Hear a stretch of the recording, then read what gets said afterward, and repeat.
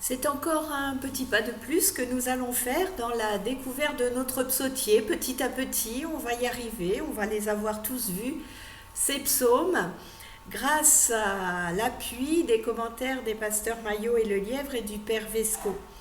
Et aujourd'hui, c'est le psaume 76 que nous allons étudier, un psaume qui se range dans la liste, dans le groupe des psaumes d'Asaph.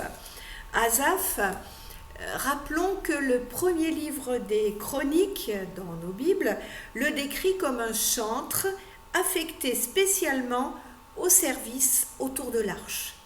Alors je vous invite à lire ce psaume d'Asaph 76 ou 75 dans les numérotations catholiques.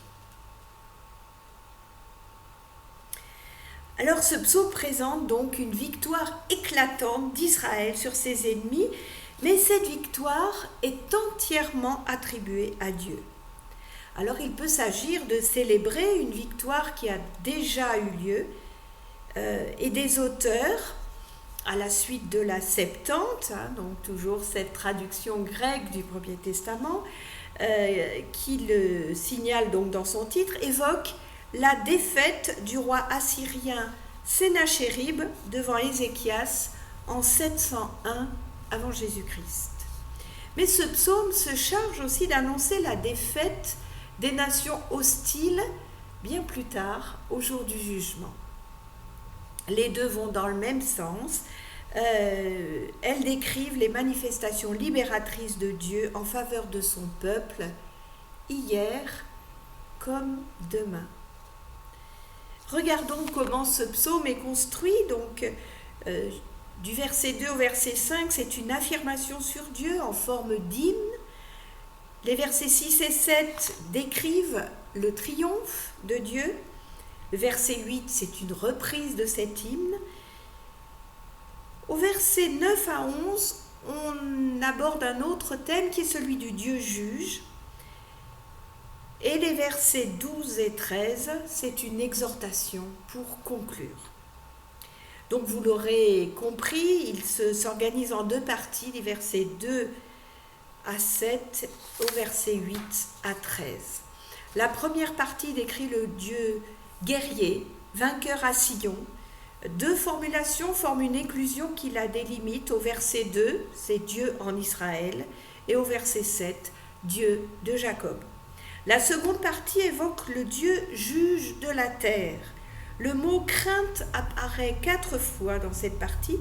D'autres mots évoquent encore les risques, fureur, torpeur. Dans ces deux parties, Dieu est décrit comme puissant. Sous les traits d'un animal féroce dans la première partie, on parle de tanière, de repères, de montagnes, de proies. On pense là au lion de Juda du livre d'Ésaïe au chapitre 31. Sa tanière est Chalem, identifié à Jérusalem, dont c'est peut-être l'ancien nom, un nom qui est à rapprocher de Shalom, paix. La Septante traduit d'ailleurs Chalem ici, par paix. C'est là, en tout cas, que le Dieu victorieux a brisé les armes de la guerre. Le Père Vesco signale le jeu de mots possible entre Shem, le nom. Vous savez que les Israélites ne prononcent pas le nom de Dieu. Ils peuvent, quand ils parlent de Dieu, dire Hachem, le nom. Et Sham, l'adverbe de lieu, là. Ce là étant justement Shalem, associé à Shalom. Dans le psautier, là, cet adverbe, désigne souvent justement Jérusalem. Et au psaume 87 et 122 et 133, c'est ce là qui désigne le lieu de la bénédiction. Voilà en tout cas un exemple des jeux de mots d'assonance, comme les textes hébraïques en contiennent beaucoup, ce qui donne une épaisseur encore plus grande à ce qui est écrit et que nos traductions, hélas, appauvrissent nécessairement. Mais difficile de tous se mettre à l'hébreu, n'est-ce pas? Dans la ville de la paix, donc, les flèches sont brisées. Ce sont les flèches, ils les décrivent comme les éclairs de l'arc. Les éclairs sont vus effectivement comme des flèches que Dieu lançait. Avec le bouclier et l'épée, elles sont tout l'armement du guerrier. Le mot guerre désigne donc toutes les armes possibles. Dieu est alors vu comme lumière. Les cœurs puissants pourraient se traduire par les esprits forts, le cœur étant le lieu de l'intelligence dans la pensée hébraïque et non pas le lieu des sentiments. Ces esprits forts sont tous les ennemis d'Israël, tous ceux qui se sont obstinés dans le mal. Ce sont ces princes auxquels Dieu coupera le souffle. Dieu les dépouille de leur force, ils tombent dans une torpeur.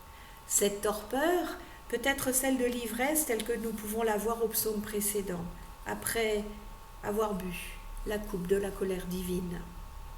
C'est peut-être une profonde somnolence qui évoque la mort, semblable au sommeil. Saisis par cette torpeur, ils ne savent plus quoi faire de leurs mains. Les chevaux et les chars, ou cavaliers selon la Septante, évoquent dans le livre de l'Exode, au chapitre 15 et verset 1. Voilà donc pour le Dieu guerrier et victorieux. Mais la deuxième partie nous évoque un Dieu juge. La répétition emphatique de « toi » oppose Dieu, qui est seul à craindre, à tous ses ennemis. Leur force est détruite. Nul ne peut échapper à son jugement, que leur iniquité a transformé en colère. Dieu rend son jugement du haut des cieux, il sauve les humbles. Et l'on voit là que même la terre est dans la crainte et le silence. Toujours cette jonction, et c'est important de le dire, nous sommes encore dans le mois de la création, donc ce rapprochement, cette fraternité, ce lien entre l'humanité et le cosmos, la terre, donc qui était fortement ressenti par les Hébreux et que nous devrions nous aussi remettre au goût du jour. Le verset 11 est difficile à comprendre et donc à traduire. On peut comprendre que la colère des ennemis ou leur brûlure se changera en louange après leur défaite, ou bien qu'elle servira le propos de Dieu qui est d'exercer la justice. L'iniquité entraînera le jugement qui devient une occasion de rendre grâce. Du reste des brûlures, Dieu se fera une ceinture. On pense à la ceinture de Jérémie que Dieu lui fait cacher dans un rocher et qu'il retrouve ensuite tout abîmée, comme la superbe de Juda et de Jérusalem qui ont refusé d'écouter Dieu. Mais mettre ce reste tout abîmé comme il est sur ses reins, c'est aussi le signe d'une grande proximité. Dieu garde son peuple contre lui, sur lui, et ce reste deviendra à nouveau son ornement. C'est une très belle image. Même ce reste, tout abîmé qu'il soit, peut servir d'ornement à Dieu. Dieu le choisit pour ornement. Voilà de quoi ne pas nous désespérer quand nous constatons que nous sommes si peu à la hauteur pour tout ce que Dieu attend de nous, que nous l'abandonnons parfois, que nous l'oublions. Mais Dieu nous veut près de lui, en quelque état que nous soyons. Ce verset, certains traducteurs prennent une option tout à fait différente. Dorme, par exemple, traduit « Quand la muraille d'Édom te rend grâce, quand les survivants de Hamath te font fête ». Et cette traduction est rendue possible par la proximité du mot Émat, fureur, avec Hamath, ville de Syrie, et celle de Adam, homme, avec Édom.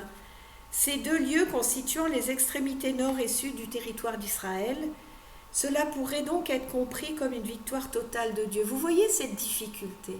Avec cette langue qui est une langue consonantique, donc où on n'a pas de voyelles en réalité, les massorètes ont juste rajouté des petits signes sous les consonnes, et donc c'est tout petit, et ça peut donc, copie après copie, être abîmé. Et donc Adam, donc Édom, ou bien Émat ou Amat. Vous voyez, on peut légitimement en tout cas se poser la question, et c'est ce que font les traducteurs. Le verset 12 est une exhortation adressée à Israël pour qu'il reconnaisse l'intervention de Dieu. Dieu, c'est ici Yahvé. Cette intervention dans l'histoire du salut. Et que chacun accomplisse alors ses vœux d'action de grâce en réponse. Comment ne pas rendre grâce à Dieu quand nous constatons qu'il est intervenu favorablement pour son peuple? Nous pouvons penser aussi au texte de l'épître aux Éphésiens où Paul invite aussi ses lecteurs à l'action de grâce. Donc c'est pas seulement l'Ancien Testament, le Premier Testament qui nous dit cela, qui nous invite à la louange quand nous constatons que Dieu est avec nous. Car Dieu peut couper le souffle des puissants. Un verbe qui s'utilise dans la vendange, comme on coupe les grappes, ce qui peut signifier diminuer, réduire, humilier. Comme quoi la reconnaissance peut nous concerner nous aussi, si nous nous appliquons à discerner l'action positive de Dieu dans nos vies. Et si nous nous découvrons nous aussi proches de lui, comme une ceinture autour de ses reins. Le portrait de Dieu qui est tracé donc dans ce psaume met en relief le pouvoir d'un Dieu dont on peut craindre la puissance, mais qui exerce cette puissance en faveur des plus humbles.